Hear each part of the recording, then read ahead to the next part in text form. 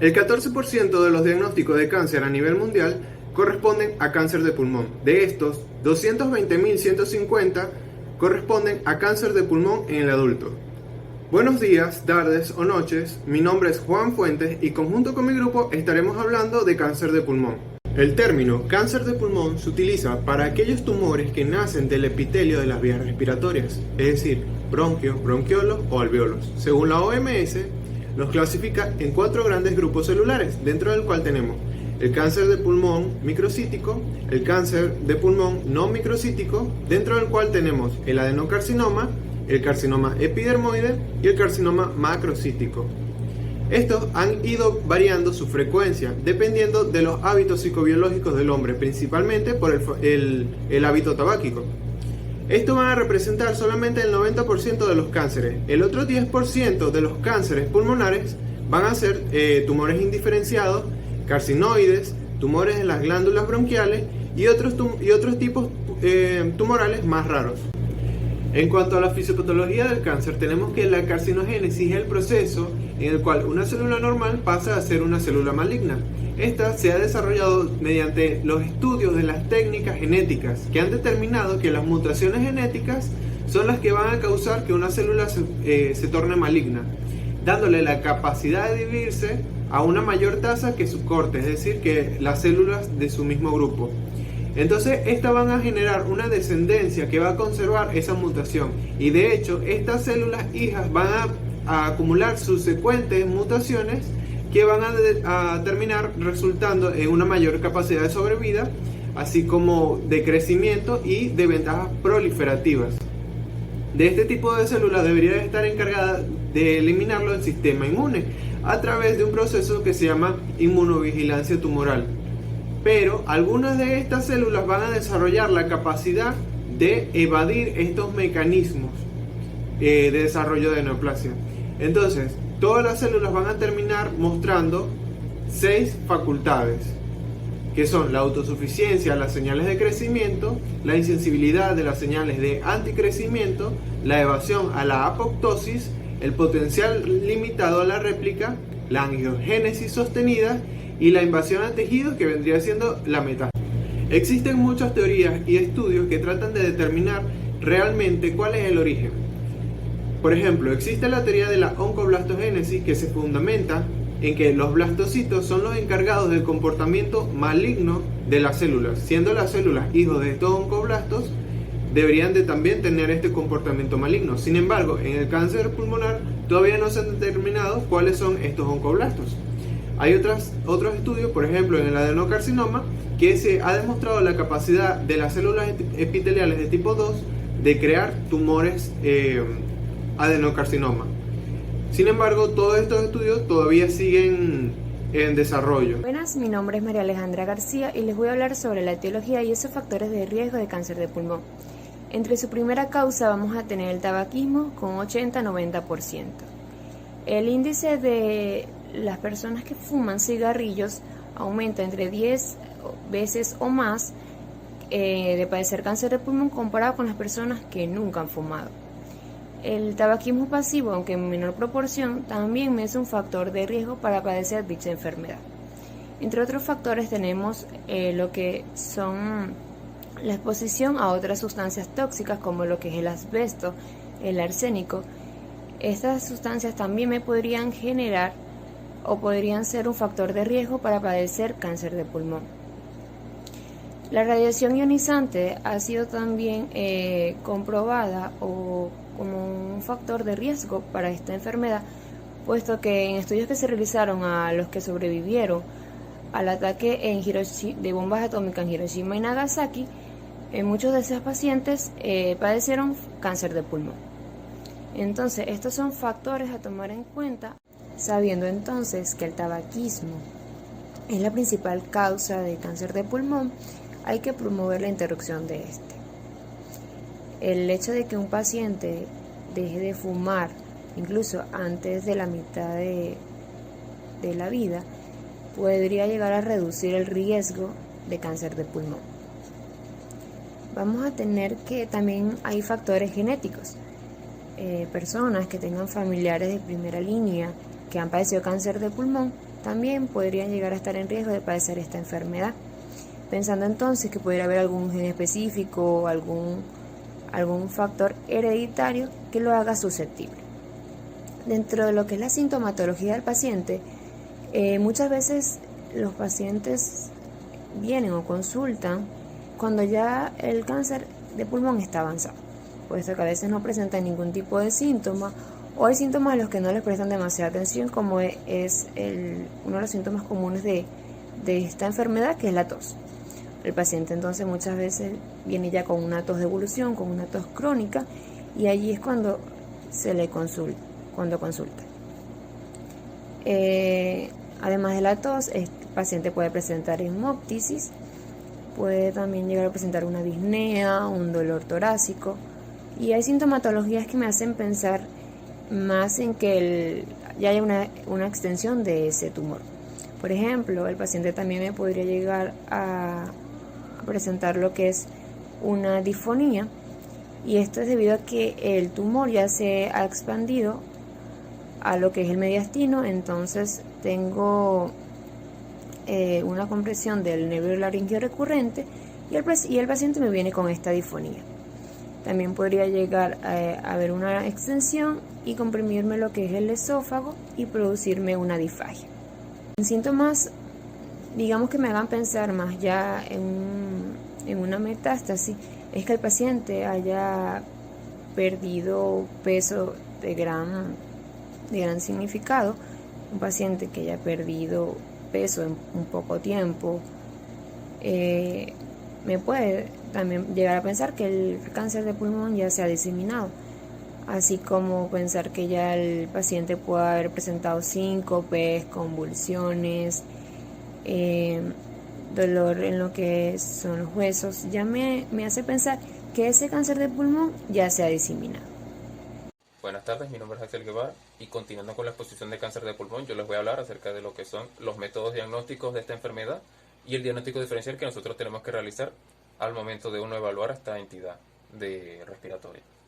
Entonces, para nosotros comenzar, tenemos que la radiografía de tórax es uno de los métodos más utilizados y tiene una especificidad del 70 al 88%. Con ella nosotros vamos a observar lo que es la localización y el tamaño que tiene el tumor. Y tiene un límite de 6 milímetros a la hora de nosotros visualizarlo. Y no debe haber la presencia no se debe interponer ningún arco costal. Gracias a la radiografía de tórax nosotros podemos evidenciar que la mayor parte o más de la mitad de las veces, cuando un paciente no tenga ningún síntoma correspondiente a cáncer de pulmón, con nosotros visualizar lo que es la radiografía, podemos tener indicios que nos pueden llevar a sospechar de que este paciente puede estar cursando con cáncer. También tenemos lo que es la tomografía axial computarizada, que con ella vamos a visualizar, mejor dicho, lo que es la estructura como tal de los pulmones. Y aquí podemos tener un mejor indicio de cambios estructurales como lo son la cavitación o la calcificación. Aquí cuando nosotros observemos el cáncer lo vamos a ver a veces en forma de nódulos. Y si nosotros los observamos detenidamente, podemos ver que mientras que con cambios de la nitidez, estos nos van a evidenciar si el nódulo que estamos viendo es benigno o es maligno. También nosotros cuando realizamos una tomografía axial computarizada tenemos que observar lo que es la parte de los hilos pulmonares y las costillas. Esto debido a que nosotros, si observamos estas estructuras, podemos definir si hay alguna extensión del cáncer hacia ella. También con la realización de exámenes complementarios como lo que son la bioquímica sanguínea, una historia clínica completa y un examen físico, nos van a decir también algunos indicios de esta enfermedad sobre su diagnóstico. También podemos pedir lo que es el factor de tumoración y la alfa-fetoproteína. Los de esputo también podemos observar que puede haber un cáncer a nivel de las vías respiratorias gracias a que pueden ser provenientes de las vías propias del pulmón, como son el cáncer en las células pequeñas o cáncer de las células escamosas. Este procedimiento se le instruye al paciente que en las horas de la mañana y durante por lo menos 3 días seguidos tome la muestra del esputo al escupir. Entonces, mientras más pruebas nosotros tengamos de este paciente, mayor va a ser la especificidad de la prueba y el resultado. Posteriormente tenemos lo que son la punción aspiración con aguja fina, lo cual nos va a permitir observar lo que son tumores a nivel periférico, que no podremos encontrar en lo que es la broncoscopia. Esta tiene una sensibilidad del 80% y una especificidad del 95%. Y por último tenemos lo que es la broncoscopia previamente mencionada, que gracias a esta podremos evidenciar daños o podremos estudiar lo que son las estructuras como la tráquea, los bronquios principales y los bronquios lobales a nivel del base del pulmón. Por último, con respecto a lo que es el diagnóstico diferencial de esta entidad, tenemos que diferenciarlo de cosas como que son la tuberculosis, un derrame pleural, una neumonía vírica, un linfoma de Hodgkin o incluso de una infiltración pulmonar en los pacientes que se encuentran inmunodeprimidos, así como otras entidades como por ejemplo la insuficiencia cardíaca. Muchas gracias. Hola, mi nombre es Douglas Guevara. Continuando con el seminario, tenemos lo que es el tratamiento. Tras estudiar bien y de manera completa al paciente mediante una adecuada anamnesis, exploración física y teniendo en cuenta sus condiciones, como lo que es el sexo, la situación personal y laboral, deseos y requerimientos de la persona, y una vez que se ha confirmado el diagnóstico de cáncer de pulmón, teniendo en cuenta también las características, ya sea de su tipo, su localización, su fase o estadio, se debe determinar cuál es el tratamiento más adecuado para intentar lograr que el paciente tenga una mejor calidad de vida, ya sea curándola o alargando la vida de estos pacientes. Las indicaciones o limitaciones del tratamiento se eligen en función con los siguientes factores: la fase o estadio, que se trata en la etapa que se encuentra la enfermedad, el tipo de tumor, distinguimos entre carcinomas de pulmón microcítico y no microcítico, las características del paciente, así se deben de tener en cuenta los factores también como es la edad, el sexo, los deseos expresados por el paciente, alguna enfermedad que dificulten el tratamiento específico y por supuesto el estado nutricional. Por estas razones expuestas, el tratamiento elegido o propuesto no va a ser siempre el mismo en todos los pacientes. A pesar de que existan los protocolos nombrados, a día de hoy se pueden englobar en tres grandes grupos los tipos de tratamiento. Tenemos lo que es la cirugía, que es el tratamiento de elección a la hora de tratar el cáncer de pulmón no microcítico, ya que es el que genera una expectativa de curación para este tipo de procesos. Sin embargo, a día de hoy se estima que entre el 20 y 30% de los pacientes que presentan la enfermedad son susceptibles a un tratamiento quirúrgico con fines curativos en el momento de su diagnóstico. El objetivo principal de la cirugía es la extirpación integral de la enfermedad. Aunque no siempre sea posible y se necesite complementar con otro tipo de tratamiento, por esta razón el tipo de resección está basada en el tamaño y la localización de la lesión tumoral, así como su extensión a otras estructuras cercanas como sería la pared torácica, el diafragma o el pericardio. Las intervenciones quirúrgicas más frecuentes son la resección segmentaria, la lobectomía, que sería la extirpación de un lóbulo pulmonar, la bilobectomía y la neumonectomía, que sería la extirpación del pulmón por completo. Los factores para determinar si se emplea cirugía o no son la edad, el estado clínico, la función pulmonar, la función cardiovascular, la comorbilidad del paciente. Tenemos también la radioterapia, que es el empleo de radiaciones ionizantes para el tratamiento local o regional de determinados tumores, que emplea rayos X con altas dosis de irradiación. Aquí su objetivo es destruir las células tumorales causando el menor daño posible a los tejidos sanos que rodean ese tumor. El tipo de radioterapia utilizada en el cáncer de pulmón es la externa, para lo cual se emplean máquinas de gran tamaño, los llamados aceleradores lineales, que en ningún momento tienen contacto con el paciente. Esta técnica puede emplearse como tratamiento único o en combinación. Se puede administrar antes de la intervención para disminuir su tamaño o facilitar la cirugía o después de la misma, para limpiar la zona de la cirugía de las posibles células tumorales que hayan podido quedar. Asimismo, se puede administrar la quimioterapia para potenciar su efecto, que es lo que se conoce como quimiorradiación. Y a su vez es importante sacar a relucir que la duración de la quimioterapia oscila entre 2 y 7 semanas, dependiendo del número total de sesiones. las cuales duran acerca o aproximadamente 15 minutos. Debido a las diferentes características y necesidades del tratamiento de los diferentes tipos de cáncer de pulmón, la radioterapia no es igual en dos grandes grupos de patología, que esta es la diferencia entre el cáncer de pulmón microcítico y no microcítico. El microcítico, la radioterapia aquí se utiliza como tratamiento complementario a la quimioterapia en los casos en los que la enfermedad está localizada. También está indicada en la prevención y el tratamiento de metastasis cerebrales. El cáncer de pulmón no microcítico, aquí la radioterapia se utiliza cuando es imposible realizar la cirugía por el riesgo que supone para el paciente. El tumor es inoperable o como tratamiento de algunas metástasis. Puede combinarse también con quimioterapia. La quimioterapia, su objetivo es destruir, empleando una gran variedad de fármacos, las células que componen el tumor con el fin de lograr la reducción o desaparición de la enfermedad. Para ello, la quimioterapia emplea unos fármacos a los que se denomina fármacos antineoplásicos o quimioterápicos, los cuales llegan prácticamente a todos los tejidos del organismo.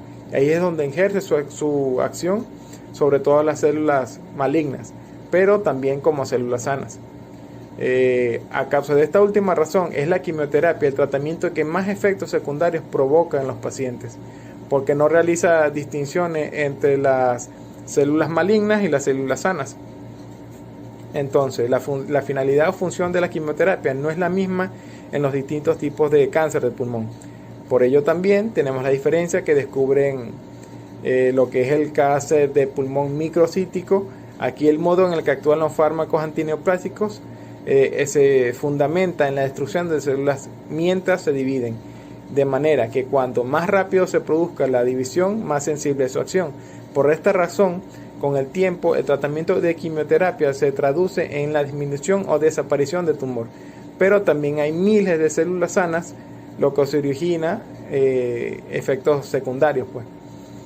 Cáncer de pulmón no microcítico, aquí el tratamiento quimioterápico se emplea como tratamiento adyuvante para el cáncer de pulmón localmente avanzado para el que se encuentra diseminado de manera avanzada.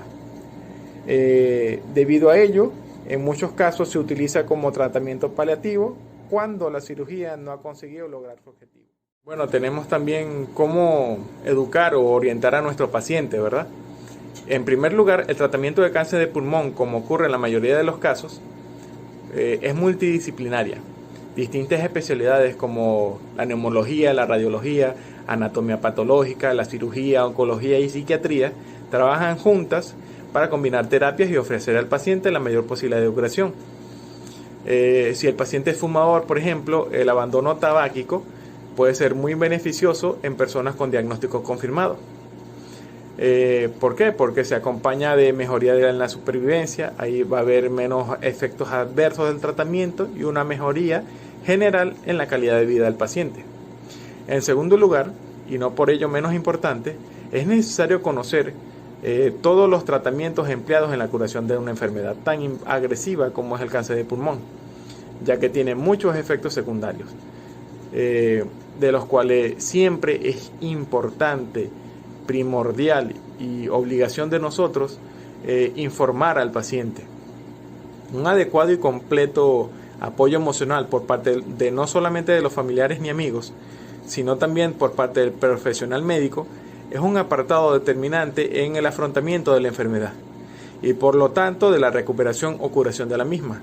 Como se han mencionado anteriormente, el aspecto psicológico es uno de los más importantes a la hora de convivir con este tipo de enfermedad, razón por la cual es primordial cuidarlo y trabajarlo. Es habitual escuchar entre los pacientes oncológicos la pregunta de ¿por qué a mí? ¿Por qué no le sucedió a otro? Estas palabras son la expresión de sentimientos totalmente comprensibles y entendibles que comúnmente depositan este tipo de pacientes. En un paciente que ya tiene un diagnóstico definido, debemos ayudar al paciente a reconocer los sentimientos tales como de la ansiedad, ira o tristeza. Debemos animarlo a que exprese pues sus sentimientos.